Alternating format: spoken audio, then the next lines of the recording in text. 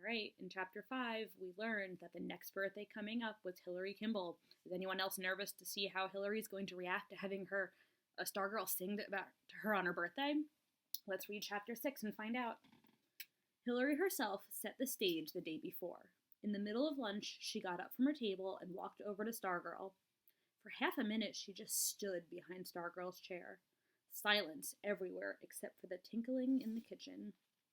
Only Stargirl was still chewing. Hillary moved around to the side. "I'm Hillary Kimball," she said. Stargirl looked up. She smiled. She said, "I know."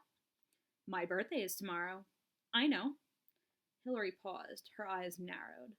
She jabbed her finger in Stargirl's face. "Don't try singing to me. I'm warning you."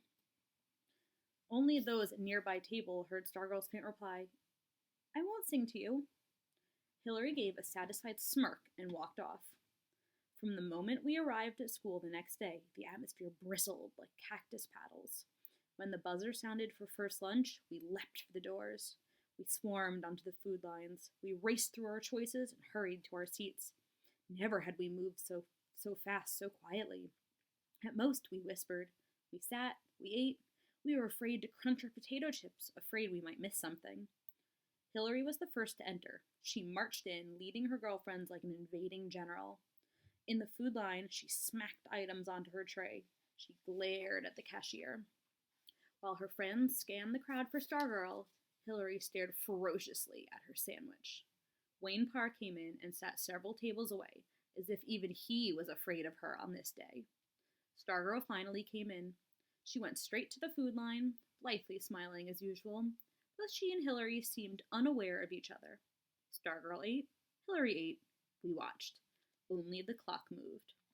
A kitchen staffer stuck her head out over the conveyor belt and yelled, "Trays!" A voice barked back, "Shut up!" Stargirl finished her lunch. As usual, she stuffed her wrappings into her paper bag, carried the bag to the paper-only can by the tray return window, and dropped it in. She returned to her seat. She picked up her ukulele. We stopped breathing. Hillary stared at her sandwich. Stargirl began strumming and humming. She stood. She strolled between the tables, humming and strumming. 300 pairs of eyes followed her. She came to Hillary Kimball's table and kept on walking, right up to the table where Kevin and I sat with the hot seat crew. She stopped and sang "Happy Birthday." It was Hillary's name at the end of the song, but true to her word of the day before, she did not sing it to Hillary. She sang it to me. She stood at my shoulder and looked down at me, smiling and singing, and I didn't know whether to look down at my hands or up at her face, so I did some of each. My face was burning.